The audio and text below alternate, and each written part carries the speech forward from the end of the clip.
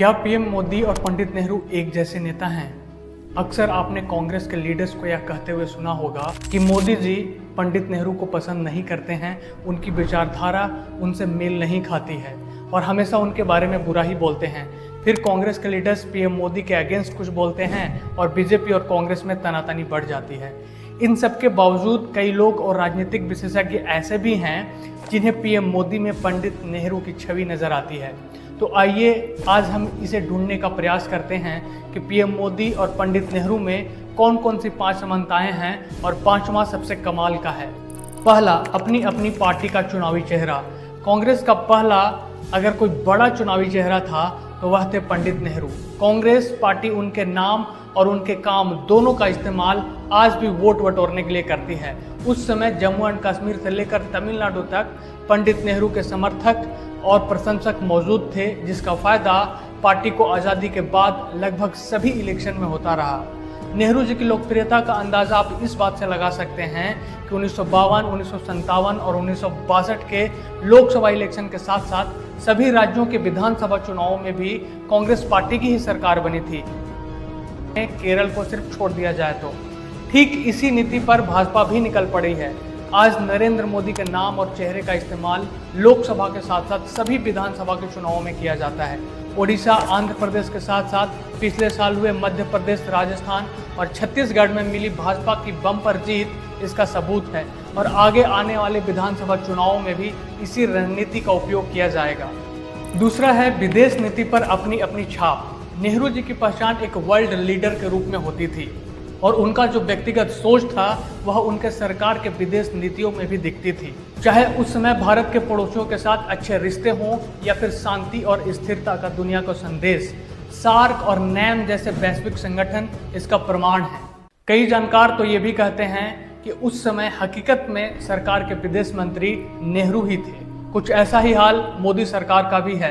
अपने 10 सालों के कार्यकाल में सबसे ज्यादा ठोस कदम मोदी जी ने किसी क्षेत्र में उठाए हैं तो वह है विदेश नीति। हर वैश्विक मुद्दे पर उनका एक स्ट्रॉन्ग ओपिनियन है। पाकिस्तान में घुसकर उसकी आतंकी ठिकानों को नष्ट करना हो, आउट ऑफ द बॉक्स जाकर भूकंप और सुनामी जैसे आपदाओं में दूसरे देशों की मदद करना हो, इजराइल और फिलिस्तीन में किसी एक को समर्थन न देकर दोनों के साथ डिप्लोमेसी मेंटेन रखना हो, या रूस और यूक्रेन के युद्ध के बीच अमेरिका की धमकी देने के बावजूद रसिया से तेल खरीदना हो, चाहे कोरोना महामारी में 150 से भी अधिक देशों की मदद करना हो, ये सब मोदी के स्ट्रॉन्ग फॉरेन पॉलिसी का नतीजा है। पिछले 10 सालों में पीएम मोदी 59 देशों की यात्रा कर चुके हैं, जिनमें से अब तक 10 देशों ने मोदी को अपना सर्वोच्च सम्मान प्रदान किया है और 2024 में प्रधानमंत्री के शपथ के दौरान अपने पड़ोसी मुल्कों के राष्ट्र प्रमुखों को न्योता देकर यह संदेश देने का प्रयास किया कि वह अपने पड़ोसियों के प्रति बिग ब्रदर पॉलिसी का पालन करते हैं, जिसकी शुरुआत पंडित नेहरू ने की थी। तीसरा है सरकार और संगठन पर मजबूत पकड़।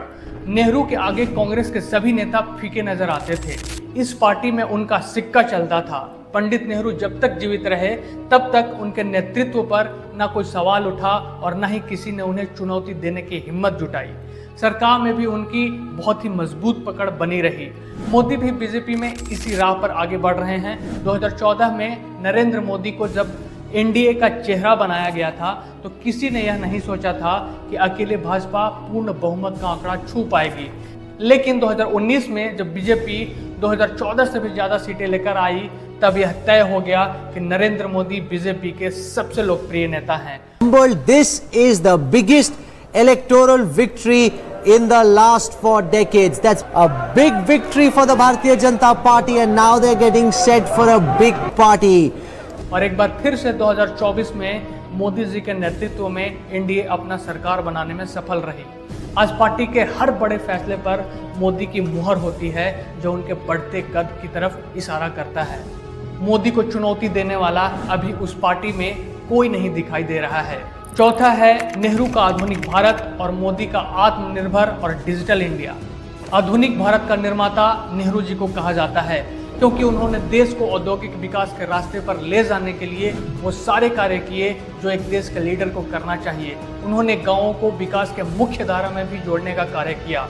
Modi ji make in India project के तहत भारत को मैन्युफैक्चरिंग हब बनाना चाहते हैं और यही सोच नेहरू जी की भी थी। Modi ji vocal for local के जरिए क्षेत्रीय प्रोडक्ट्स को भी बढ़ावा दे रहे हैं और डिजिटल इंडिया के तहत गांवों से लेकर शहरों तक कैशलेस ट्रांजैक्शन को भी बढ़ावा दे रहे हैं। Buy potatoes and tomatoes and pay 7 rupees 50 paisa by a credit card. What will the poor lady do? Does she have a POS machine there? What kind of a false picture that you are present? आज real time digital transaction के मामले में भारत विश्व के अग्रणी देशों में है। आज यूपीआई भारत में सबसे पसंदीदा पेमेंट मैकेनिज्म बन गया है। अच्छा ये भी कि विभिन्न देशों के साथ यूपीआई की पार्टनरशिप भी बढ़ रही है। मोदी जी हर मामले में भारत को आत्मनिर्भर बनाना चाहते हैं, चाहे वो एग्रीकल्चर हो, मैन्युफैक्चरिंग हो, सर्विसेज हो या स्पेस ही क्यों ना हो। पांचवा और सबसे इंपॉर्टेंट है अच्छे वक्ता और पैन इंडिया अपील। नीतियां बनाना एक अलग बात है और उसकी सही जानकारी जनता तक पहुंचाना दूसरी बात है, और नेहरू जी इसमें माहिर थे। अपनी नीतियों और अपनी विचारधारा को जनता तक पहुंचाने में उनसे बेहतरीन वक्ता कोई नहीं था। अपनी कम्युनिकेशन स्किल के कारण उस समय कांग्रेस की तूती बोलती थी और नरेंद्र मोदी भी अपने इस कला का लोहा मनवा चुके हैं। अपने संबोधन के तरीके और भाषा के चयन के कारण उनकी लोकप्रियता आज जनता में बहुत ज्यादा है। सरकार की नीतियों को आसान भाषा में जनता तक कैसे पहुंचाना है, यह नेताओं को मोदी जी से सीखना चाहिए। अक्सर आपने मोदी जी को देखा होगा कि जब भी वो किसी क्षेत्र में जाते हैं तो वहाँ के रीजनल लैंग्वेज में उनका भाषण और संबोधन शुरू होता है, जो वहाँ की जनता को सीधे उनसे जोड़ती है और यह एहसास दिलाता है कि ये गैर नहीं बल्कि अपने हैं। जब नेहरू जी भी भाषण देते थे तो तमिलनाडु के किसी गांव में भी उतनी ही भीड़ लगती थी जितना इलाहाबाद के किसी कस्बे में। और मोदी जी के साथ भी यही देखा जाता है कि चाहे साउथ हो या नॉर्थ हो, जहां भी वो भाषण देने जाते हैं इतनी ही भीड़ लगती है। और अगर भीड़ लगने से किसी नेता की लोकप्रियता मापी जाती तो नरेंद्र मोदी इसमें बाकी सभी नेताओं से मीलों आगे होते। आज नरेंद्र मोदी सिर्फ सोशल मीडिया के जरिए ही नहीं बल्कि गाँवों में वो रेडियो के जरिए भी पहुंच चुके हैं। पंडित नेहरू आम जनता के साथ साथ बच्चों से भी प्यार करते थे।